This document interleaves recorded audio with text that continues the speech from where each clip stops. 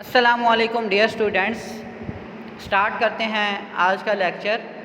تو آج ہم میر تقی میر کی غزل کا دوسرا شعر پڑھیں گے۔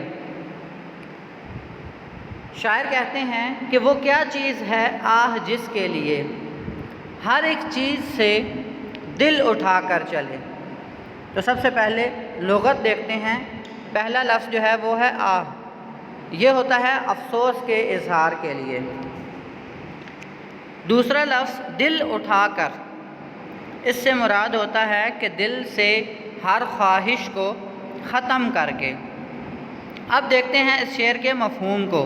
تو شاعر کہتے ہیں کہ حسرت یہ ہے کہ وہ چیز جس کے لیے ہم نے دنیا کی ہر چیز سے بے نیازی اختیار کی، وہ بھی ہمارا نہ ہو سکا۔ اب دیکھتے ہیں اس شعر کی تشریح کو۔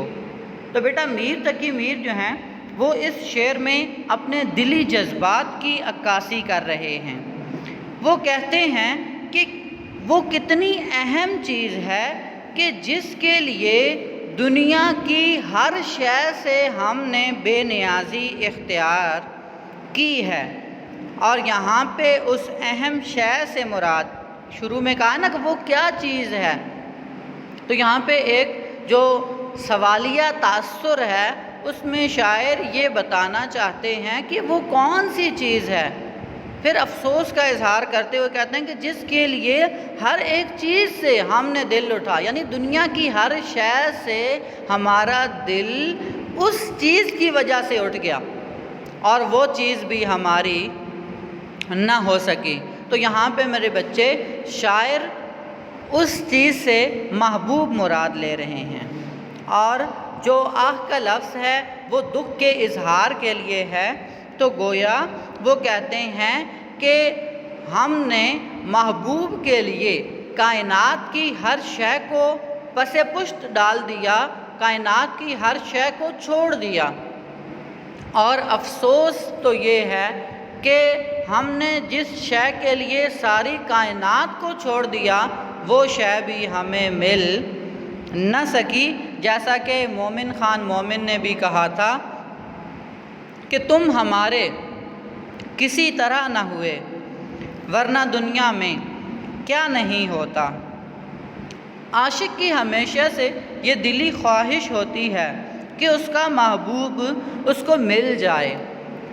لیکن سٹوڈنٹس، اردو کی جو شعری روایت ہے اس میں ہمیشہ سے یہ بات دیکھنے کو ملتی ہے کہ محبوب ظالم اور جفا والا ہوتا ہے، اور عاشق جو ہوتا ہے وہ ہمیشہ سے محبوب کی یاد میں روتا رہتا ہے اور محبوب سے ملنے کے لیے جو ہے وہ تڑپتا رہتا ہے۔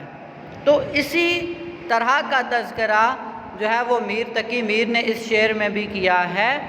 لیکن اردو شاعری کا محبوب جو ہے وہ کبھی بھی عاشق سے ملنے کے لیے تیار نہیں ہوتا۔ تو اس طرح جو عاشق ہے وہ ہمیشہ سے گویا ایک سفر میں ہی رہتا ہے، اسے کبھی بھی محبوب ملتا نہیں ہے۔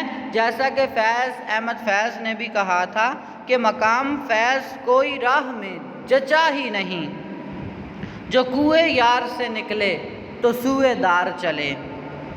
تو اب یہاں پہ شاعر بھی یہی بتاتے ہیں کہ وہ محبوب کے لیے بے تاب و بے قرار ہیں، لیکن کسی بھی قیمت پر انہیں محبوب میسر نہیں ہے، اور